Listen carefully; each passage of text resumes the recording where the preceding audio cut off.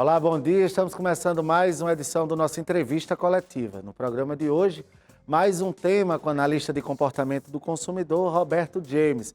Vamos falar aí da proposta do governo federal em zerar o ICMS dos combustíveis nos estados brasileiros. O Entrevista Coletiva está no ar.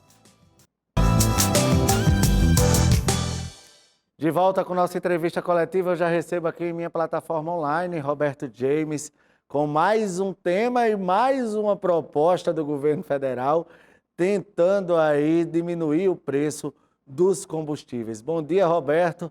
O governo quer zerar o imposto dos estados em cima do combustível, é isso mesmo, o ICMS? Isso é verdade, Rodrigo. A proposta agora que pegou muita gente de surpresa, feita pelo presidente Bolsonaro numa coletiva de imprensa, mostrou que o governo está realmente preocupado com essa questão dos preços de combustíveis. Ele está preocupado, Roberto, porque isso está influenciando negativamente e muito, e principalmente no ano eleitoral, a situação do presidente Jair Bolsonaro.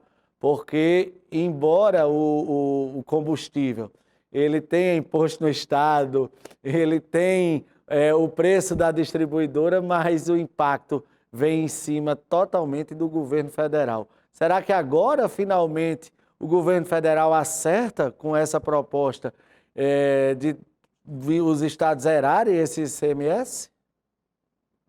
Olha, é uma proposta muito mirabolante e você acertou, Rodrigo, quando você disse que isso está preocupando o governo, porque todas as pesquisas de opinião colocam o governo federal como o principal responsável pelas altas combustíveis.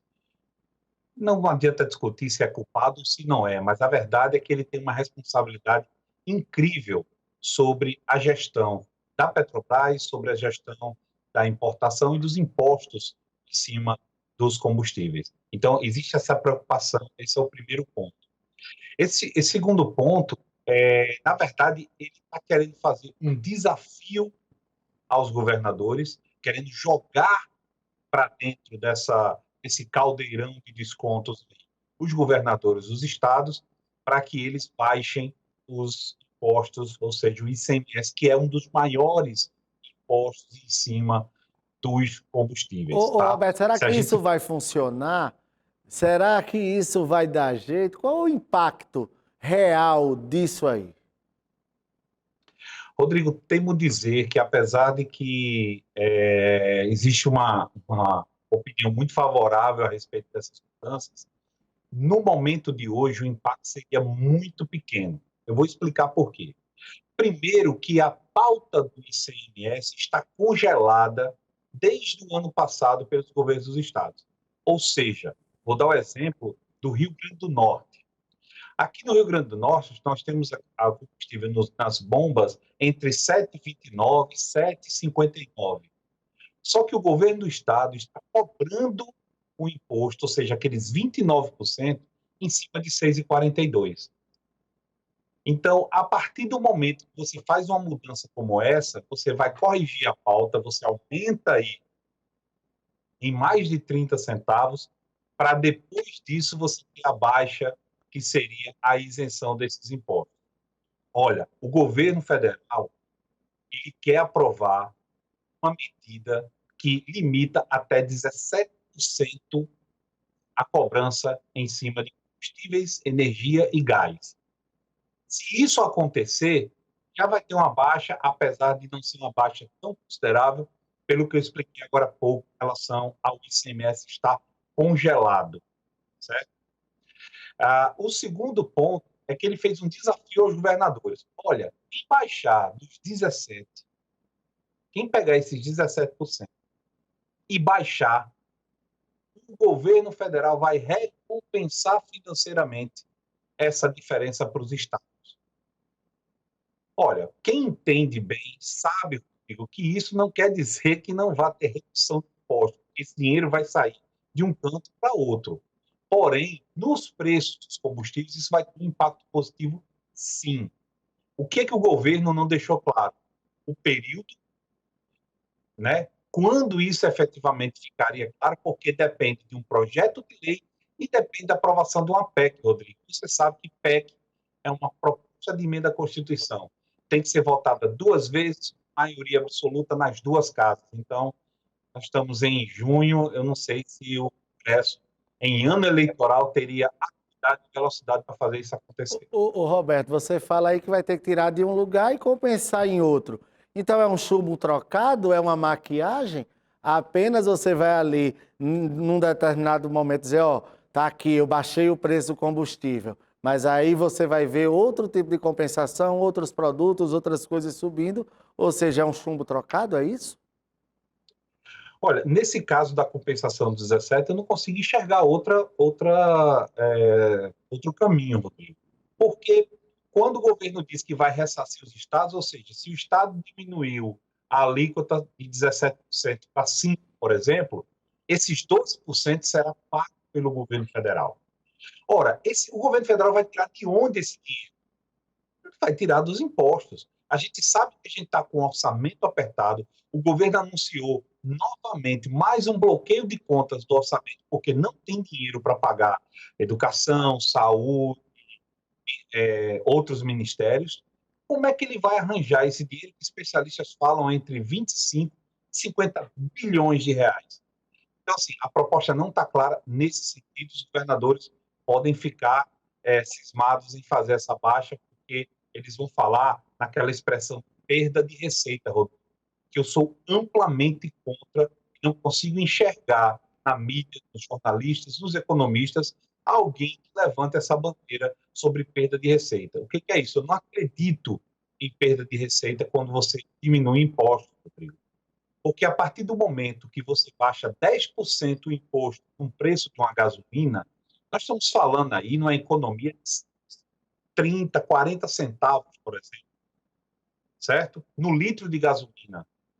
Um cidadão comum que abasteça aí um tanque por semana, que eu acho difícil a média ser essa, mas vamos colocar um tanque por semana, a gente está falando aí numa economia de 15, 20 reais, 5 reais por tanque, ou seja, 100 reais por mês. Qual é o cidadão brasileiro que vai pegar 100 reais por mês, vai investir no offshore nos Estados Unidos, vai investir em ouro, vai investir em ações na empresa do Elon Musk? Ou seja, o cara pega essa receita e traz para dentro do Estado, para dentro da sociedade, compra mais feijão, coloca mais combustível, roda mais de carro, ou seja, esse dinheiro fica dentro. Você tem um deslocamento de receita quando você baixa o imposto. Você não tem perda de receita. Mas os estados, o governo federal usam muito essa expressão como forma de sensibilizar a mídia e sensibilizar os poderes para dizer assim, olha, eu vou perder dinheiro. Não vai, Rodrigo. Eu queria que um economista, qualquer economista desafio, qualquer economista renomado, a vir me provar por A mais B, que a partir do momento que você baixar 10% o imposto em cima dos combustíveis, esse dinheiro não vai rodar no Estado, não vai ser comprado outras mercadorias, esse dinheiro não vai ser usado dentro da própria localidade que o consumidor consome, ou seja, compra seus bens de consumo. Ô, Roberto, você colocou bem aí a questão do congelamento do ICMS. O ICMS está congelado, está numa alíquota de um preço menor. Então você quer me dizer que o ICMS não é o vilão dessa história? Não é o ICMS o grande causador desse constante aumento de combustíveis? Olha, Rodrigo, os aumentos constantes, eles são explicados pela pandemia, problemas logísticos e a guerra na Ucrânia. Isso que tem impulsionado os preços internacionais.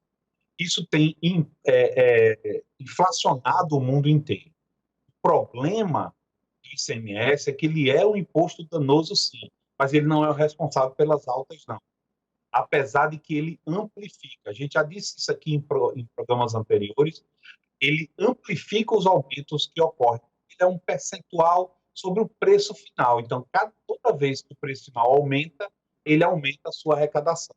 E isso não acontece da mesma forma com o salário do trabalhador, por exemplo. A gente não tem essa mesma relação.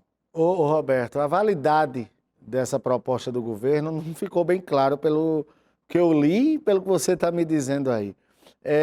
Se ela começasse a vigorar hoje, quais seriam os impactos que a gente poderia mencionar para o futuro? Olha, está todo mundo preocupado, Rodrigo, porque o presidente ontem, quer dizer, alguns dias atrás, o presidente ele simplesmente chegou e pediu para que os caminhoneiros fotografassem os preços dos postos, porque a partir do momento que isso for aprovado, o desconto seria imediato. Não funciona assim.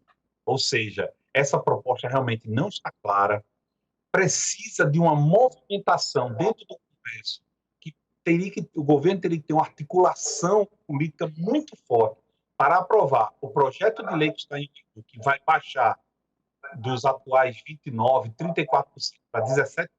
Isso vale para energia elétrica, gás de cozinha e combustível. A primeira proposta que tem que ser aprovada é essa e sancionada. Depois dessa proposta sancionada, tem que aprovar uma PEC, ou seja, uma proposta de emenda constitucional que precisa de votação dupla e absoluta, ou seja, 50% mais um da totalidade das casas tem que aprovar. Isso é muito difícil em ano eleitoral, mês junino com recesso parlamentar, ou seja, vai ser uma articulação gigantesca que o governo vai ter que ter. Mas o que ele fez? Ele jogou para os caminhoneiros, olha, fotografem, porque assim que isso for aprovado, for promulgado, o desconto é imediato. Ainda não é imediato, porque todos os estoques que tem nos postos hoje já estão cobrados os impostos. Ou seja, vamos supor que todo esse processo que eu falei agora para você tivesse acontecido ontem. Ontem o presidente tivesse sancionado essa PEC, sancionado a outra PL que baixa os impostos até 17%. Se isso tivesse acontecido ontem, hoje, todos os estoques dos mais de 42 mil postos estariam com produtos cobrados com alíquota anterior, porque os combustíveis são substituição tributária, são cobrados na fonte, lá na Petrobras. Quando a distribuidora compra na Petrobras, ele já paga o valor total. ICMS, impostos, tudo, CID, tudo já é pago para a Petrobras. Então, teria que haver uma troca desses estoques. Então, seria uma coisa que levaria uma semana, 5, 10 dias para poder acontecer. Então, realmente, o governo mostra essa decisão não é tão simples assim. Roberto, você fez uma colocação aí muito importante. A gente está em ano eleitoral. Essa decisão aí de zerar o ICMS, jogando a peteca para os governadores, será que não tem um cunhozinho aí de discurso na campanha eleitoral, hein?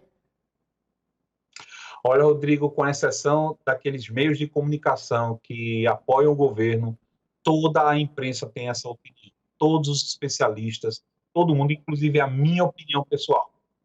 Isso não passa de uma tentativa eleitoreira. Qualquer pessoa que tem um mínimo entendimento de política sabe que uma aprovação como essa, numa PEC, em menos de 3 meses, num ano eleitoral, num ano de retomada, de festa de São João, num ano de eleição presidencial, que o Congresso está focado nas eleições majoritárias, é algo que beira o impossível para um governo articulado, tá? Para um governo que tem uma articulação forte dentro da Câmara, dentro do Senado. Imagine o governo atual que não tem essa articulação, que não tem esse trabalho desenvolvido ao longo dos seus 4 anos. Eu acho que não passa de uma tentativa desesperada de dar respaldo aos seus eleitores, dar respaldo às suas bases, de que está tentando fazer alguma coisa, que é os governadores que não querem, que é o Congresso que não quer, que não faz a coisa andar. Joga a batata quente para eles, né, Roberto? Eu queria agradecer muito a você, mais um tema aqui importante, e o nosso Entrevista Coletiva vai ficando por aqui. A gente volta na nossa próxima edição, sempre de segunda a sexta-feira, às 7h15 da manhã. Eu lembro que se você perdeu esta outra edição do nosso programa, ela está à sua disposição no canal da Band e no YouTube. Não desliga de canal, vem aí Herbert de Souza, Bora Nordeste para você. Tchau, tchau.